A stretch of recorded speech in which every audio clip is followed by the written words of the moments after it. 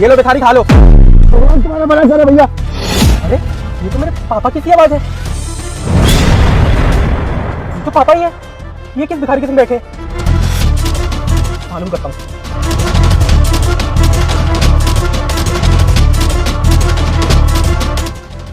Uncle जी आप यहाँ पे इस हालत में? हाँ बेटा, तुम्हारा बहुत बहुत धन्यवाद जो हमें कुछ खाने को दे दिया। 2 दिन से हमने कुछ नहीं खाया है, मैं इसमें कुछ खाया है, हम दोनों भूखे पड़े हुए हैं। 2 दिन से आप लोगों ने कुछ नहीं खाया? अंकल जी आपका कोई घर बार नहीं है क्या? आप ऐसी सड़क पे भटकते रहते हो क्या? घर बार तो है बेटा, पर हमारी बहू ने हमें घर से बाहर निकाल दिया है। फिर इसका सहारा मिल गया तो मैं इसके साथ ही 2 दिन से।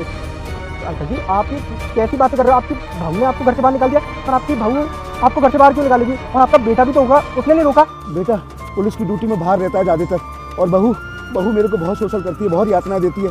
मार मार के हमने कहा जा बुड्ढे घर से बाहर निकल, इस तरह घर में तेरा घर नहीं है, ये मेरा घर है, मेरे पति का घर है। बस जब से मैं इसके सहारे आ गया। अरे अंकल जी अगर ऐसी कोई बात थी तो पुलिस स्टेशन का लिए बने, आप लोग हमारे पास आते, हम लोग आपकी कंप्लेंट दर्ज करते। आप आए क्यों नहीं हमारे पास?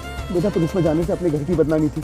बहू तो आखिर बहू ही है, अब वो मेरे साथ जो बर्ताव कर रही है वो ठीक है, लेकिन मैं उसके साथ ऐसा बर्ताव नहीं कर सकता। अभी पुलिस आती ही जाती, तमाम बस्ती में मोहल्ले में खबर होती, और मेरे बेटे की और मेरी दोनों की बदनामी होती। बेटा अगर आप भी भोले के भक्त हो तो इस वीडियो को लाइक करो और चैनल को सब्सक्राइब करके कमेंट में लिखो हर हर महादेव। वो आवाज लगाई ना, मुझे एकदम से वो आवाज आई, ये तो मेरे पापा की आवाज है। और जैसे मैंने गाड़ी के शीशे में देखा आप ही थे।